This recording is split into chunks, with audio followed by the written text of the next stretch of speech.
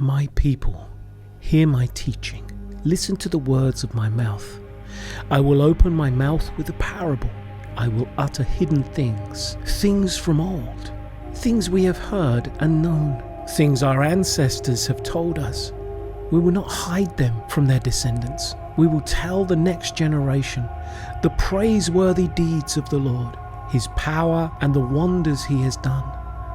He decreed statutes for Jacob and established the law in Israel, which he commanded our ancestors to teach their children, so the next generation would know them, even the children yet to be born, and they in turn would tell their children.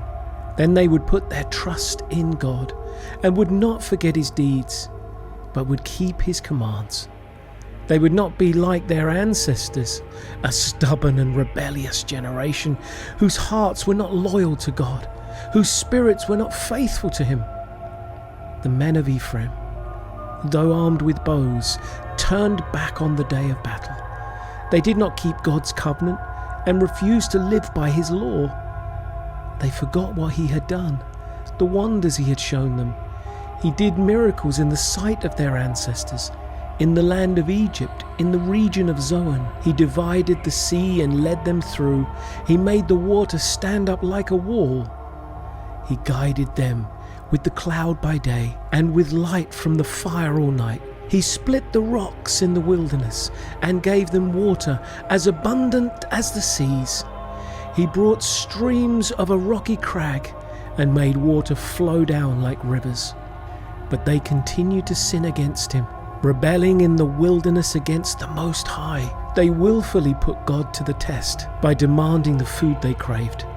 They spoke against God. They say, "Can God really spread a table in the wilderness?" True, he struck the rock and water gushed out. Streams flowed abundantly. But can he also give us bread? Can he supply meat for his people? When the Lord heard them, he was furious. His fire broke out against Jacob, and his wrath rose against Israel. For they did not believe in God, our trust in his deliverance. Yet he gave a good command to the skies above, and opened the doors of the heavens. He rained down manna for the people to eat. He gave them the grain of heaven. Human beings ate the bread of angels. He sent them all the food they could eat. He let loose the east wind from the heavens, and by his power made the south wind blow. He rained meat down on them like dust, birds like sand on the seashore. He made them come down inside their camp all around their tents. They ate till they were gorged. He had given them what they craved, but before they turned from what they craved, even while the food was still in their mouths, God's anger rose against them. He put to death the sturdiest among them, cutting down the young men of Israel. In spite of all this, they kept on sinning. In spite of his wonders, they did not believe. So he ended their days in futility and their years in terror.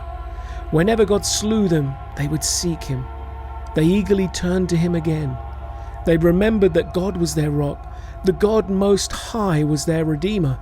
But then they would flatter him with their mouths, lying to him with their tongues. Their hearts were not loyal to him.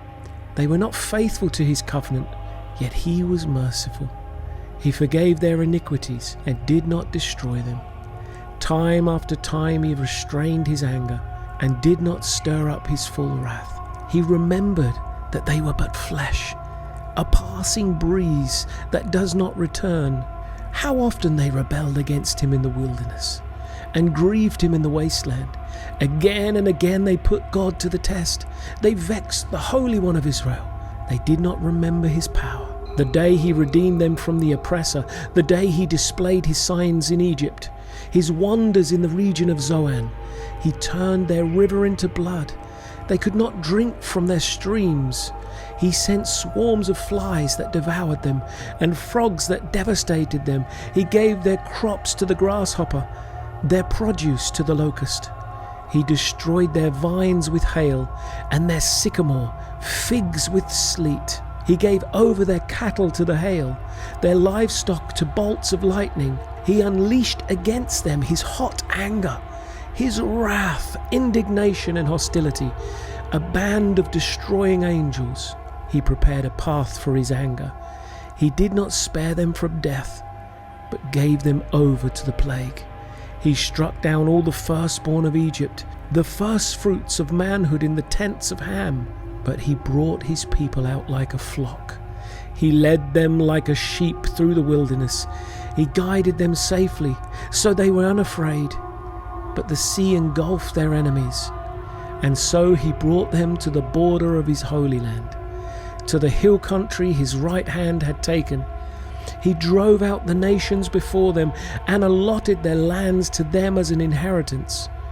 He settled the tribes of Israel in their homes.